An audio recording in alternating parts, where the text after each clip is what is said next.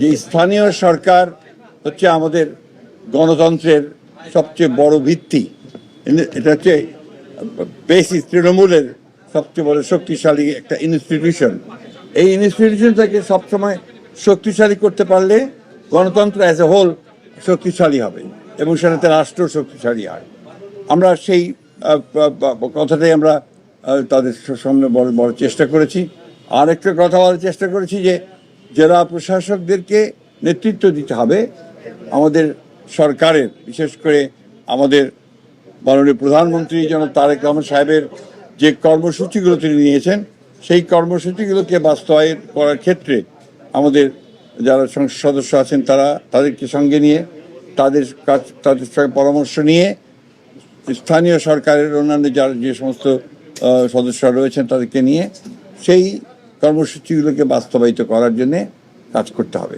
সবচেয়ে বড় কথা হচ্ছে জনগণকে সঙ্গে নিয়েই তাদেরকে কাজ করতে হবে, কারণ জনগণই হচ্ছে সবচেয়ে এই দেশের মালিক এবং তৃণমূল পর্যায়ে তারাই সব কিছু নির্ধারণ করেন।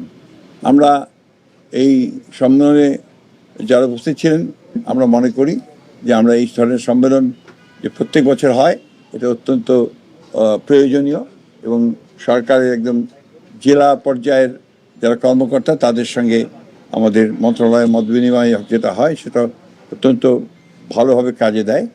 ভবিষ্যতে সেটা যেন আরও বাড়ানো যায় সেটা আমরা বলেছি।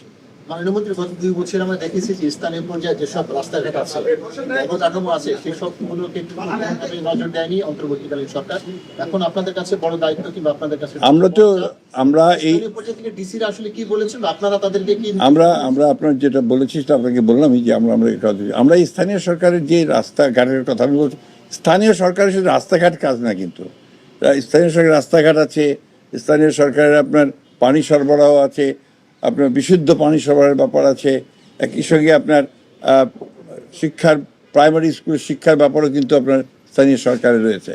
তো আমরা সামগ্রিকভাবে যেটা দেখেছি যে গত 2 বছর না, গত 16 বছরে ইনফ্যাক্ট স্থানীয় সরকারের যে মূল যেটা একটা কমিউনিকেশন যেটাকে বলি, এই জায়গাটা অনেক ক্ষতিগ্রস্ত হয়েছে।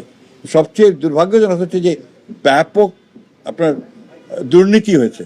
সেই বিষয়গুলো আমরা আমাদের মন্ত্রণালয়ের তরফ থেকে আমরা তদন্ত করব এবং একই সঙ্গে সেগুলো যেন ভবিষ্যতে না ঘটে সেটা আমরা দেখব এবং আমাদের প্রধানমন্ত্রী তারেক রহমান সাহেবের যে কর্মসূচিগুলো আছে সেই কর্মসূচিগুলো বাস্তবায়িত করার চেষ্টাটা আমরা করব। তবে অবশ্যই রাস্তাঘাটের আরও অনেক বেশি উন্নতি হয় বলে আমরা বিশ্বাস করি।